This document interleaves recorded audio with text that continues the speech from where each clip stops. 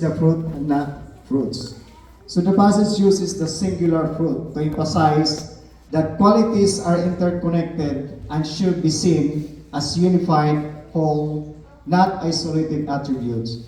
So Paul doesn't say fruits of the Spirit, but he says fruit, which is singular. Why? Because fruit of the Spirit is not a checklist that you can pick or choose, and it one unified work of the Spirit developing in all one together. So love. Love is the foundation of everything. It is the greatest commandment. Love God with all your heart, with all your mind. A deep selfless affection, commitment to God and others. You can say love, but no self-control. You can see joy, but no patience. You can see kindness, but no faithfulness. Is this love still the same that we can hear in Canada? We're looking for a spiritual family, spiritual church. Is still the same, the love before and now? Or just something hindering or something burden in our heart? Joy. Joy is an inner confidence and assurance that comes from the relationship with God, not necessarily dependent on circumstances. The joy only can find with God. Human cannot give joy, but only happiness. But this joy destroyed if Satan we entertain in our life. There's no more joy, but bitterness. Peace, a state of inner tranquility and harmony, free from worry and anxiety. So if we don't have joy, we don't have peace. We trouble every day.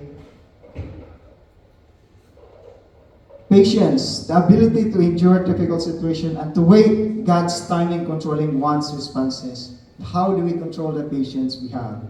Are we still can wait for the God's time? Or we just only jump up just to follow what we want? Kindness, goodness, and faithfulness, gentleness, and self-control.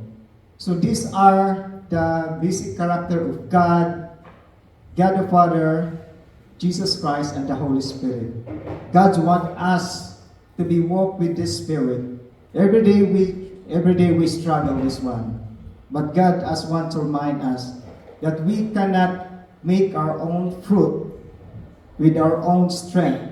We are all failed. But we have to connect it with God, which is the source of everything, which is Jesus Christ said in John chapter 15 that I am the vine, you are the branch.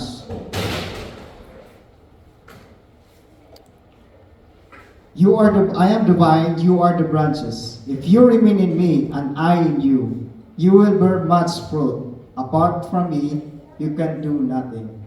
So producing of the Holy Spirit is not just only by our strength, not our might, but with the power and guiding of the Holy Spirit. And the transformation and not perfection, the next K. The fruit of the Spirit is the result of the Holy Spirit works in a believer's life, leading to a gradual transformation and character's conduct. So I just say in John 15, the true transformation only it comes to Jesus. So if we are not connected to Jesus, it's hard to transform.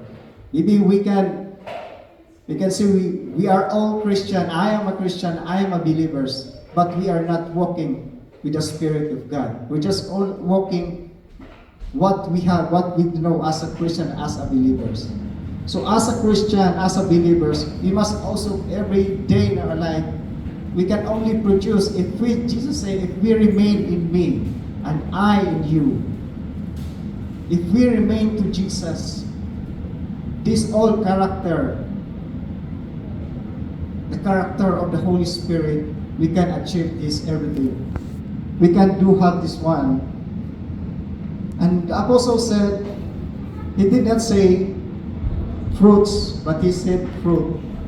They are in one. Just like an orange, when you peel the orange, it has a uh, different distinction. So the Holy Spirit can do everything in our life if we allow Him and we are not entertained Satan. The last is the contrast with the Holy Spirit or the flesh and the Spirit. The fruit of the Spirit is presented in opposition to the works of the flesh, which are negative action and desire. In Galatians chapter 5, verse 16 to 17, so I walk by the Spirit, and you will not gratify the desire of the flesh. For the flesh desires what is contrary to the Spirit, and the Spirit what is contrary to the flesh. They are conflict with each other, so that you are not to do whatever you want. So Apostle says, is we have to walk by the Spirit, not walk by the flesh. It's every day. Every day, it's hard when we entertain our flesh. So walk by the Spirit. It's not easy. So walking by the Spirit is not just about trying harder. It's about surrendering and recognizing that the battle is real. So it's about choosing every day to feed the Spirit instead of the flesh. Whatever you nurture will grow. If you constantly into anger, hatred, impatience, jealousy, and selflessness, those things will rot in your life. But if you stay connected to Christ, you choose to walk in step with the Spirit, you will begin to see the love, joy, peace, patience, kindness, faithfulness, goodness, and self-control. So walking in the Spirit means no longer controlled by your flesh or sinful desire, sinful ambition, and worldly ways. It means we don't want just what feels right. We don't want is right according to God's will, but live, be honest. But every day we encounter this. Even Apostle Paul, he also encountered this one. In Romans chapter 5, verse 18, it says, for I know that good itself does not dwell in me, that is, in my sinful nature. For I have the desire to do what is good, but I cannot carry it out. For I do not do the good I want to do, but the evil I don't want to do.